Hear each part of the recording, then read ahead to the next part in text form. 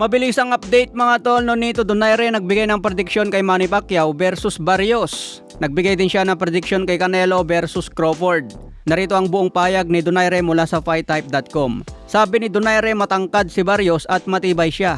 Pero syempre legend si Manny Pacquiao, hawak niyang record ng 8 dibisyon. At alam niya kung paano lumaban at manalo. Kaya kailangan palagi nating bigyan ng pagkakataon na ipakita niya ang kakayahan niya. Ang tanong ngayon ay kung sino ang lalabas sa ring na panalo. Naniniwala ako na may kakayahan pa rin si Pacquiao na gumawa ng paraan para manalo laban kay Barrios. Ayan mga tol, nagbigay din ng payo si Donaire kay Manny Pacquiao kung paano siya manalo. Kailangan gamitin mo ang bilis mo, gamitin mo ang feint mo. Hindi mo kailangan gawin lahat ng malalakas na suntok na madalas mong ginagawa. Pero kung kaya mo pa, sige lang. Pero may faktor ang edad na maaring maging sagabal.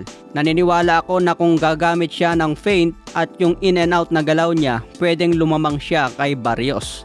Yan ang payo ni Donaire kay Pacquiao mga tol. Sa madaling sabi, gamitin daw ni Pacman ang speed, hindi puro power at ibalik ang in and out na galawan. Ngayon mga tol, nagbigay naman ng prediction si Donaire. Sabi niya kung ganun ang galawan ni Manny Pacquiao, 100% para sa kanya ang laban na ito. Ngunit kung hindi niya yun magawa, siguradong si Barrios na ang batang boksingerong tatalo sa isang alamat. Pero para sa akin, kailangan lang ni Manny na ibalik ang dating kondisyon, maging matalino at ipakita kung sino talaga siya, yung boksingerong kinakatakutan ng marami. Sa tingin ko maganda ang magiging laban niya kung ganun ang ipapakita niya. Ayan mga tol, malaki daw ang pag-asa ni Manny Pacquiao manalo basta ibalik ang dating galawan na kinakatakutan noon. Pero binanggit din ni Donaire na malaking faktor ang edad ngayon ni Pacman. Kaya depende ito sa preparasyon at kondisyon ng katawan. Samantala, nagbigay naman ng prediction si Donaire tungkol kay Canelo versus Crawford. Sabi ni Donaire, may dalawang bahagi ang laban na ito para kay Crawford. Kung hindi magiging sagabal kay Crawford ang timbang niya, pwede niyang gamitin ang bilis niya at maging outboxer. Bagay naman na palaging problema ni Canelo sa mga nakaraang laban niya.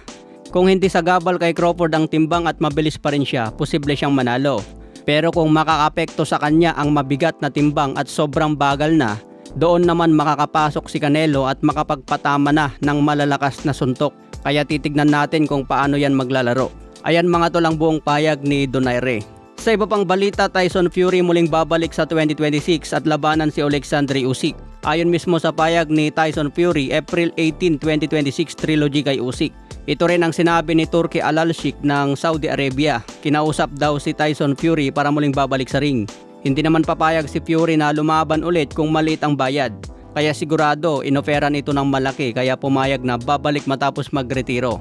2 beses natalo si Fury kay Usyk at umaasa pa rin si Fury na tatalunin niya si Usyk. Sinasabi dati ni Fury middleweight lang daw itong si Usyk at dudurugin niya. Pero baliktad ang nangyari, kahit mas malaki si Fury, hindi pa rin siya nakaporma. Okay mga tol, hanggang sa muling updates.